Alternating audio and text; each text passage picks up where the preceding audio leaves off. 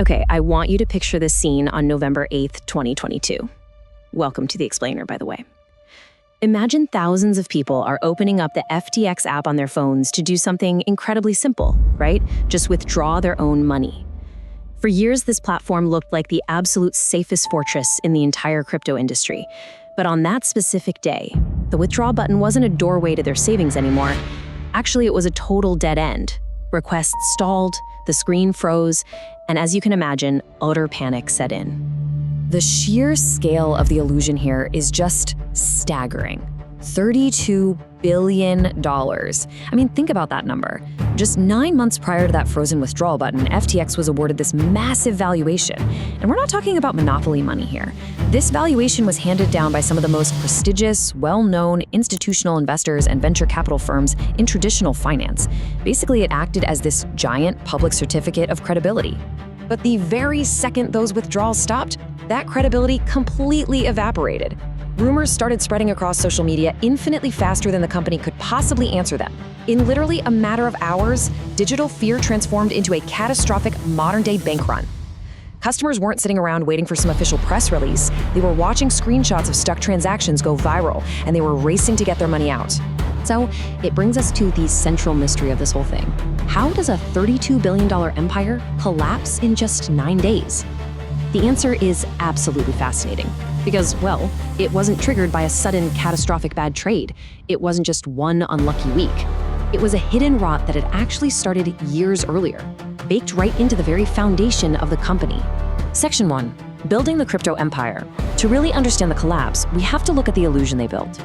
Founder Sam Bankman-Fried certainly didn't look like your traditional Wall Street billionaire, but the guy understood perception perfectly.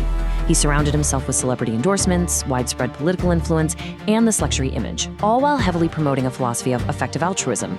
That's the idea of making extraordinary amounts of money just to give it all away. This unconventional image became a powerful product in itself. It positioned him as a moral compass in what is often a pretty chaotic industry, and it built an immense amount of public trust. And the speed of this empire's expansion was just breathtaking. In 2017, Bankman-Fried co-founded Alameda Research, a crypto trading firm. Just 2 years later, in 2019, FTX launches as an exchange. Money is just pouring into the crypto industry, and by January 2022, boom, they hit that $32 billion valuation.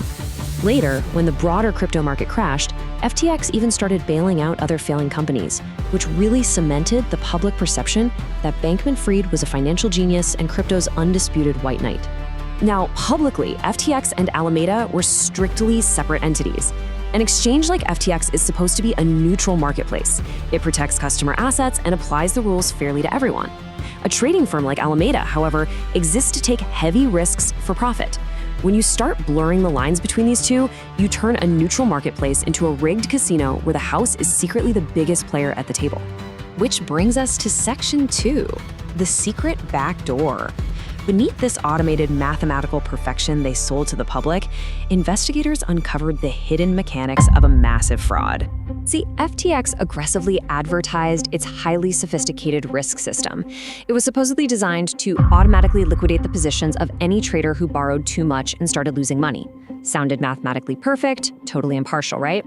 But there was a massive, secret exception built directly into the computer code. Alameda Research wasn't treated like a normal customer. The code literally gave them a VIP pass. They were completely exempt from that automatic liquidation system. They had an essentially unlimited secret line of credit. And where, you might ask, was that credit coming from? Customer deposits. Your money. Customer money on FTX was quietly funneled out to Alameda, who then used it to fund risky trading bets, massive political donations, and even luxury real estate purchases. To keep this massive borrowing spree going, they needed collateral. So they just invented their own, the FTT token. FTX created this digital cryptocurrency themselves, offering users basic perks like fee discounts on the exchange. But Alameda took huge amounts of this FTT token and put it on their own balance sheet to artificially prop up their net worth. This is incredibly dangerous circular logic. FTX creates its own money out of thin air, the market gives it a price, and Alameda uses it to look like a financial titan. The core flaw in this strategy really just comes down to basic supply and demand. Think of FTT like printing millions of tickets to a private event. You sell a handful of those tickets for $100 each, And then you point to your massive stack of millions of unsold tickets and declare, look, every single one of these is also worth $100. I'm incredibly rich. On paper, sure, it looks amazing. But if you actually try to sell that massive stack all at once, the price instantly drops to zero because the buyers simply aren't there. Section 3, the 9-day bank run. As long as customers kept depositing and no one looked too closely, the illusion survived. But eventually, the math caught up with them. The countdown starts on November 2nd, 2022. CoinDesk publishes a leaked copy of Alameda's private balance sheet. The market takes one look at it and realizes that out of their reported $14.6 billion in assets, a terrifyingly large portion is heavily tied to FTX's own made-up FTT token. The market finally saw the truth. Alameda's supposed financial strength was an absolute house of cards depending entirely on its sister company. And the dominoes fell with devastating speed. On November 6th, Changpeng Zhao, the head of rival exchange Binance, announces they are going to sell all their FTT tokens. The market totally panics and the token's price plummets. Then, on November 8th, Binance swoops in and signs a non-binding agreement to rescue FTX. The entire market sighs in relief, but for exactly one day. Because on November 9, after getting a look at FTX's actual books, Binance immediately cancels the rescue. The hole was just way too big. 2 days later, on November 11th, the entire empire filed for bankruptcy. $6 billion. That is the amount of money terrified customers attempted to pull out of FTX in a span of just 72 hours.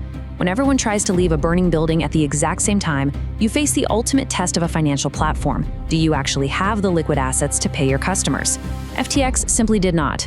The bank run didn't create the financial hole, it just finally exposed it to the world. Finally, Section 4, the trial and the truth. The dust settled, Bankman-Fried resigned, and restructuring expert John J. Ray III took over to navigate the bankruptcy. Now, Ray had previously managed the infamous Enron collapse, so he was certainly no stranger to corporate disaster. But what he found at FTX, it shocked even him. The discrepancy between their public image and the private reality was honestly staggering. The public image was all sophisticated software, global stadium branding, and billion-dollar institutional valuations. The private reality? It was an absolute free-for-all.